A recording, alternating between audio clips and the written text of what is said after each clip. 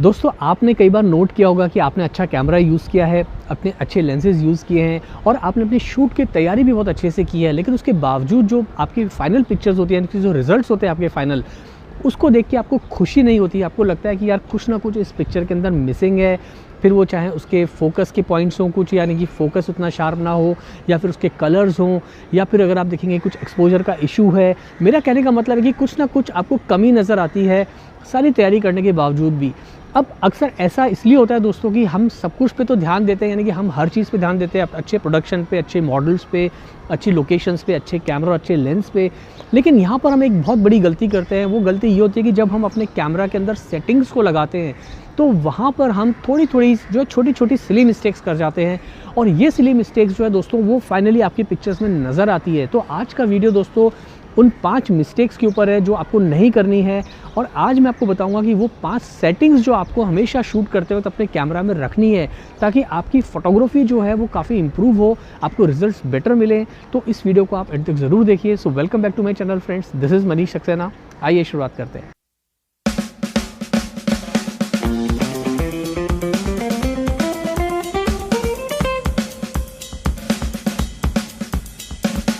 दोस्तों वैसे तो हर फोटोग्राफर का एक अपना स्टाइल होता है शूट करने का, उसकी एक अपनी सेटिंग्स लगाने का अपना एक खुद का तरीका होता है।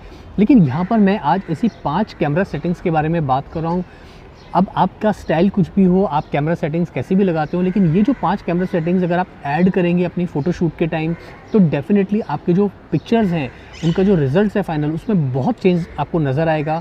तो सबसे पहली जो मेरी कैमरा सेटिंग है दोस्तों, मैं जब अपना पिक्चर कंट्रोल सेट करता हूँ, जैसे कि आपको स्टैंडर्ड पे लेना है, न्यूट्रल पे, फ्लैट पे, या पोर्ट्रेट मोड या लैंडस्केप मोड पे, जिस मोड पे भी आपको शूट करना है, तो वहाँ पर जब आप सेलेक्ट करते हैं, जैसे आप स्क्रीन पे देख पा रहे हैं, तो मैं शूट करता हूँ दोस्तों न्यूट्रल पे। अब न्यूट्रल के आगे एक और आपको, जैसे आप क्लिक करेंगे तो आप एक और सेटिंग आपको मिलती है जहाँ पे मेंशन होता है sharpening, contrast, brightness, saturation and hue. तो यहाँ पर दोस्तों बहुत सारे लोग ध्यान नहीं देते हैं। अब मैं यहाँ क्या करता हूँ दोस्तों कि जो शार्पनिंग है उसको मैं कर देता हूँ 0। ज़्यादातर फोटोग्राफर क्या सोचते हैं कि अगर उसके हम 9 पे रखेंगे तो हमें पिक्चर थोड़ी ज़्यादा शार्प मिलेगी, या हम डिफ़ॉल्ट पे रखेंगे यानी कि एकदम बीच में, तो पिक्चर्स के अंदर हमें शार्पनिंग जो है बिल्कुल परफेक्ट मिलेगी। बट दोस्तों ये ज़्यादातर पाया गया है कि आपकी जो इमेज की जो शार्पनिंग है वो जब आप पूरी इमेज को एडिट कर लेते हैं, अगर आप तब ऐड करें तो ज़्यादा पिक्चर नेचुरल और सटल और क्रिस्पी क्लियर नज़र आती है, रादर देन कि आप उसको कैमरा सेटिंग के वक्त ही उसे 9 पे या डिफ़ॉल्ट पे रखें। तो जब मैं शूट करता हूँ तो मैं कर लेता हूँ दोस्तों इसको कम्प्लीटली 0 पे, आप स्क्रीन पे देख पा रहे हैं। और 0 पे सेट करने के बाद क्या होता है कि आपकी शार्पनिंग जो है पिक्चर के अंदर वो एकदम कम्प्लीटली 0 हो जाती है। तो शुरू में आपको पिक्चर थोड़ी सा नेचुरल लगेगी जब आप उसे खोलेंगे जेपेग में या रॉ के अंदर, लेकिन जब आप उस पिक्चर को एडिट करके उसमें शार्पनिंग ऐड करेंगे तो आप देखेंगे कि पिक्चर बहुत ही सटल नज़र आ रही है। लेकिन अगर आप 9 पे शूट करें डिफ़ॉल्ट पे, तो कई बार क्या होता है कि आपने सारी सेटिंग्स तो अच्छी रखी है, लेकिन जो पिक्चर है उसमें शार्पनिंग जो है थोड़ी सी अननेचुरल दिखाई देती है। थोड़ी सी पिक्चर या तो कई बार ऐसा लगता है जैसे स्ट्रेच सा है, या कुछ अननेचुरल जो स्किन टोन है, टेक्सचर है, वो थोड़ा सा शार्पनिंग ज़्यादा होने की वजह से जो है थोड़ा अननेचुरल दिखाई देता है। तो पहली सेटिंग को आपको ध्यान रखना है कि जो शार्पनिंग है वो रखनी है आपको 0। तो दोस्तों अब बात करते हैं अपनी दूसरी कैमरा सेटिंग्स की। अब ज़्यादातर क्या होता है जब हम फ़ोटोज़ लेते हैं तो हम इस शटर रिलीज़ बटन को ही यूज़ करते हैं पिक्चर को लेते वक्त, और इसको क्लिक करते हैं, या अगर हम फोकस करते हैं तो इसे हाफ़ रिलीज़ यानी कि इसको हाफ़ रिलीज़ करते हैं शटर बटन को, तब हम फ़ोटो लेते हैं। कहने का मतलब ये है कि फ़ोटो और फोकसिंग हम इसी शटर रिलीज़ बटन से करते हैं। तो ये आदत आपको थोड़ी सी छोड़नी पड़ेगी। आप अपने जो आपके कैमरा के पीछे इस तरह से देखिए एक ऑटो फोकस का जो है बटन आपको मिलता है, तो जिसे हम जनरली कहते हैं बैक ऑटो फोकस बटन, तो आप इसे एक्टिव कर लीजिए। तो अब आप जब भी पिक्चर लेंगे तो आपको फोकस जो है इस बटन से करना है, यानी कि इस तरह से आपको फोकस करना है, ताकि आपका फोकस जो है बहुत अच्छे से लॉक हो, और फिर आपको जो है यहाँ से शटर को रिलीज़ करना है ताकि पिक्चर आप ठीक से क्लिक कर पाएँ। इससे बेनिफिट ये होता है दोस्तों कि जब आप कोई भी फ़ोटो शूट करते हैं तो आपकी जो फोकसिंग है वो आपको बहुत ही टेक शार्प मिलती है, और आपको पता चलता है कि आपने इस बटन से बराबर फोकस किया है और यहाँ से आपने पिक्चर को क्लिक किया है।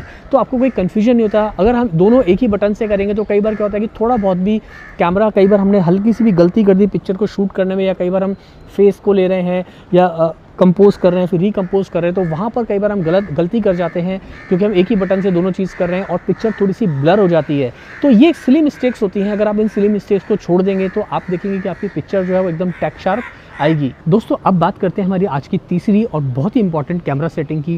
देखिए जब भी आप कोई भी फ़ोटो लेते हैं तो यहाँ पर आप इस बात का ध्यान रखिए कि आपने जो भी आपका अपर्चर सेट किया, यानी कि जिस पे आपको लगता है कि आपको एकदम बेस्ट एक्सपोजर मिल रहा है। मान लीजिए आप शूट कर रहे हैं f8 के ऊपर, तो आप f8 पे पिक्चर लीजिए, तो आप देखेंगे कि आपको एक्सपोजर ठीक मिलेगा। लेकिन क्या होता है जब हम आउटडोर लोकेशंस में शूट करते हैं, जब तक हम शटर को प्रेस करते हैं पिक्चर खींचने के लिए, या जब तक हम थोड़े से एडजस्ट करके वापस आते हैं, तब तक कई बार लाइट बहुत तेज़ी से चेंज होती है और हमें हमारी जो आईज़ में को पता नहीं चलता, यानी कि बहुत ही इनविजिबल होता है वो सारा सीन कि आपको कितनी जल्दी लाइट एक स्टॉप ऊपर या एक स्टॉप नीचे चली गई। तो वहाँ आपको क्या करना है, भाई आपने f8 पे तो पिक्चर ले लिया, अब एक पिक्चर आप लीजिए f9 पे और एक पिक्चर लीजिए आप f7.1 पे। तो इससे क्या होगा कि आपने थोड़ा सा ब्रैकेटिंग करना आप सीखिए कि भाई f8 पे तो आपको अच्छी पिक्चर मिल ही रही है, जो आपने अपना एक परफेक्ट एक्सपोजर लगाया था, लेकिन आपने एक स्टॉप ज़्यादा लिया और एक स्टॉप कम। तो यहाँ पर क्या होता है कि अगर मान लीजिए कोई भी लाइट में कुछ भी चेंजेस हुआ है तो वो आपको पता नहीं वो आपको मतलब आपकी इमेज के ऊपर इफेक्ट नहीं डालता। तो मान लीजिए अगर f8 पे थोड़ा सा लाइट कम हो गई थी तो आप देख पाएंगे कि आपको f8 पे f7.1 पे पिक्चर अच्छी मिल गई है, या ज़्यादा हो गई थी तो f9 के ऊपर उसने लाइट को कॉम्पनसेट कर लिया। तो ये चीज़ें आपको सीखनी पड़ेगी। मैं पर्सनली क्या करता हूँ दोस्तों, मान लीजिए मैं कई बार शूट कर रहा हूँ f9 या f10 पे, तो मैं एक f11 पे लेता हूँ, एक f13 पे भी ले लेता हूँ, और एक पिक्चर में लेता हूँ बिल्कुल f8 पे और एक f7.1 पे, यानी कि एक ही इमेज को मैं कई बार 4 अलग अलग एक्सपोजर पे लेता हूँ। स्पेशली आउटडोर शूट में अगर वहाँ पर कोई भी लाइटिंग के अंदर इशू आ गया तो मेरे पास में एक इमेज तो ऐसी होती है जो कि एक परफेक्ट एक्सपोजर के साथ मुझे मिलती है। तो ये हैबिट आप अपने फ़ोटो शूट करते वक्त डालिएगा और आप देखेंगे कि आपको एक्सपोजर के अंदर जो है कभी भी प्रॉब्लम नहीं आएगी। दोस्तों अब बात करते हैं हमारी चौथी सेटिंग की, और ये सेटिंग बहुत ही इंपॉर्टेंट है क्योंकि जब हम फोटो शूट करते हैं दोस्तों, तो आपने देखा होगा जब आप कोई भी फोकस पॉइंट्स को लगाते हैं तो यहाँ पर आपको दो ऑप्शन मिलते हैं। एक तो मिलता है आपको ऑटो फोकस सिंगल यानी कि AFS, और दूसरा आपको मिलता है AFC यानी कि ऑटो फोकस कंटिन्यूस। तो मैं ज़्यादातर क्या करता हूँ दोस्तों, स्पेशली अगर मैं कोई पोर्टफोलियो शूट कर रहा हूँ या मैं पोर्ट्रेट्स ले रहा हूँ, यहाँ मॉडल को जहाँ मैंने पोजिंग करने के लिए बोला है, तो वहाँ मैं शूट करता हूँ हमेशा ऑटो फोकस कंटिन्यूस मोड पे। इससे बेनिफिट ये होता है कि जब आप करते हैं शूट कर रहे होते हैं तो आपको खाली फ्रेम लगाना है और इस तरह से आपको ये देखिए पिक्चर्स आप शूट करते जा रहे हैं। इससे मॉडल का कोई भी पोजिंग जो वो कर रहा है वो आपका एक भी मिस नहीं होता। सिंगल शॉट में क्या होता है कि पिक्चर, जैसे कि मैं अभी सिंगल शॉट पे डालता हूँ, सिंगल शॉट पे मैंने डाला तो आप देखिए इस तरह से ये टाइम लगता है कि पिक्चर को थोड़ा शूट करने में। सो कई बार जो आपका पोज है वो मिस हो जाता है। तो आप इस बात की हैबिट डालिए कि जब भी आप अपनी कैमरा सेटिंग्स लगाएं तो AFC पे शूट करिए, और स्पेशली जब थोड़ी मूवमेंट है या थोड़ा पोजिंग के अंदर वेरिएशंस हैं तो वहाँ पर आप एक भी शॉट मिस नहीं करेंगे। और दोस्तों मैं आपको एक बता दूं, फोटोग्राफी में टाइमिंग का बहुत ही बड़ा रोल होता है। अगर आपने शॉट को मिस कर दिया, फ्रैक्शन ऑफ सेकंड के अंदर जो है पिक्चर आपके हाथ से निकल जाती है और आप बेहतरीन शॉट जो है वो खो देते हैं। तो अगर आप इस तरह से शूट करेंगे तो डेफिनेटली आप देखेंगे कि आपकी फ्रेमिंग, आपकी कंपोजिशन, और जब कंटिन्यूस मोड पे आप शूट करते हैं तो आपको एक ही तरह के काफ़ी सारे 10, 12, 15 पिक्चर्स मिलते हैं, और वहाँ पर आपको चुनना थोड़ा सा आसान होता है कि कौन सा बेस्ट पिक्चर हम फाइनल आउटपुट यानी कि हम फाइनली क्लाइंट को देने के लिए रखें।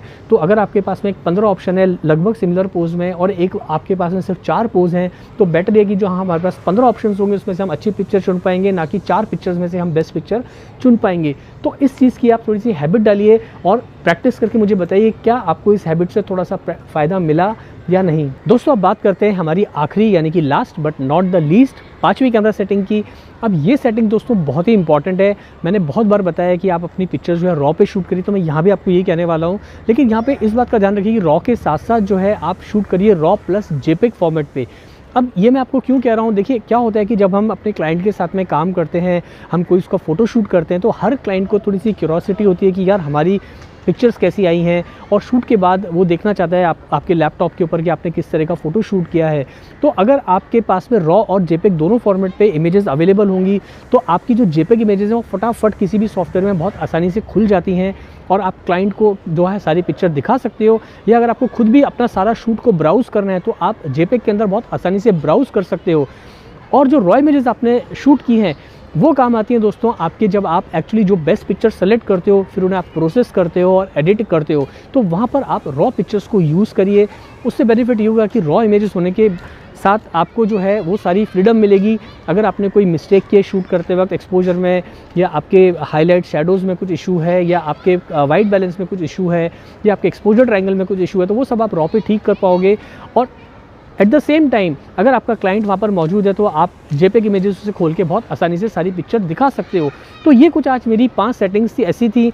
अगर हम इन 5 सेटिंग्स का ध्यान रखेंगे और हर शूट में इस सेटिंग्स को लाने की कोशिश करेंगे तो आप देखेंगे कि आपका जो वर्क फ्लो बहुत ईजी होगा, आपकी पिक्चर्स की क्वालिटी बढ़ेगी और आपको ये समझ आएगा कि यार फ़ोटो शूट करते वक्त ये जो 5 सेटिंग्स हैं कितना इंपॉर्टेंट होती हैं और कितना हमें हेल्प करती हैं हमारे शूट को एग्जीक्यूट करने के लिए, अच्छे पिक्चर्स को अचीव करने के लिए। उम्मीद है दोस्तों आपको ये 5 सेटिंग्स पसंद आई होंगी। अगर मैं कोई सेटिंग भूल गया हूँ तो आप कमेंट करके जो है मुझे ज़रूर बताइएगा। अगली बार उन सेटिंग्स को मैं दिखाने की या उन सेटिंग्स के ऊपर शूट करने की या उस पर वीडियो बनाने की मैं पूरी कोशिश करूँगा। आज के लिए इतना ही। चैनल को सब्सक्राइब करना बिल्कुल मत भूलिए दोस्तों, क्योंकि जब आप चैनल सब्सक्राइब करते हैं तो दिल को लगता है बहुत ही अच्छा। जल्दी मिलते हैं फिर नए वीडियो के साथ। Thanks for watching.